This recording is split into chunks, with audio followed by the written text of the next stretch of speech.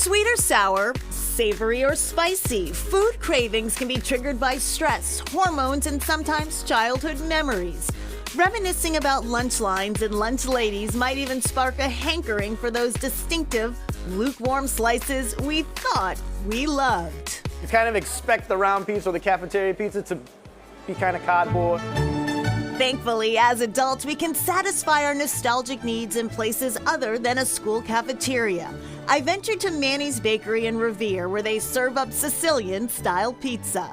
Ours is thick, fluffy, a lot of sauce, a lot of cheese. The square slices are best sellers. You won't have any other pizza that tastes like this. It's sweet, it's got a little sugar in it. That's what separates it from any other pizza. Manny's started in Boston's North End in 1942 and moved to Revere in 2000. The third generation of Manny's now owns the bakery.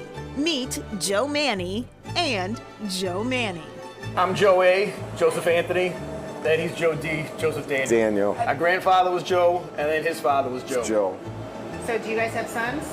Nope, I got two girls, little girls. So the Joes are done? Joes are done. Joes. No more Joes.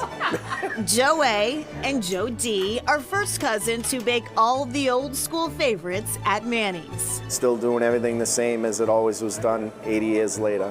When they come in and see everything like, wow, look at all this stuff. And then you see them leave with a smile, it's cool. The Joes dish out more than 20 trays of the Sicilian square pizza a day.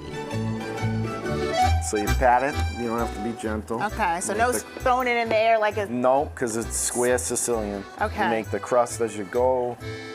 There you go, pinch it. I'm totally into this. After about 20 or 30, then you say, I'm not It's into not. it anymore. 20 minutes later, this easy and cheesy creation is ready to slice into perfect squares. Wow, look at this. Perfect. Ah! And then you're gonna come back with it to make sure we cut it all the way. So now you'll have all the same size slices. While I have fond memories of pizza day in school, this slice makes the grade in a whole different way. Buttery, flaky, melts in my mouth, cheesy. So good. Controversial cafeteria standards once included the ubiquitous fish stick. But if this upgraded restaurant version were served in school, well, it could make the crunchy creations as popular as pizza. That's how I got my son to start enjoying seafood. He actually at first didn't know it was actually fish. When he tasted it, he's like, Dad, I want more and more and more of that. Del Leandro is the executive chef at Summer Shack. He says while the house specialty is the pan-roasted lobster dressed with bourbon, chervil, and chives, the fish sticks are a hit. Fish sticks are the pure taste of New England.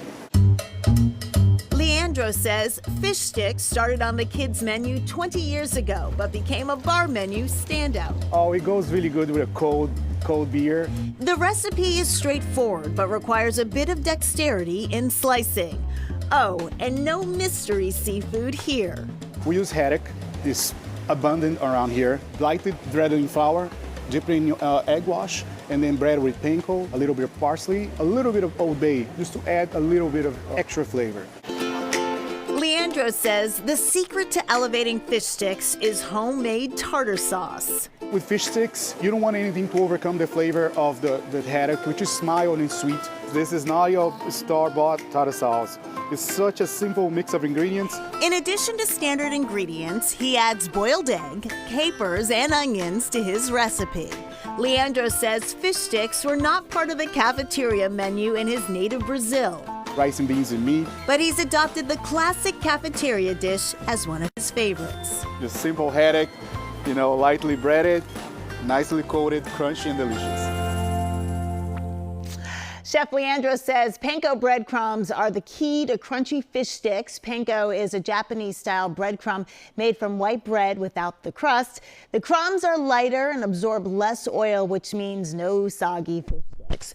And back to Manny's Bakery. The Joes say they've been working in the bakery since the age of 12, when the bakery only sold bread and pizza. Next, peanut butter and jelly. Bon appetit.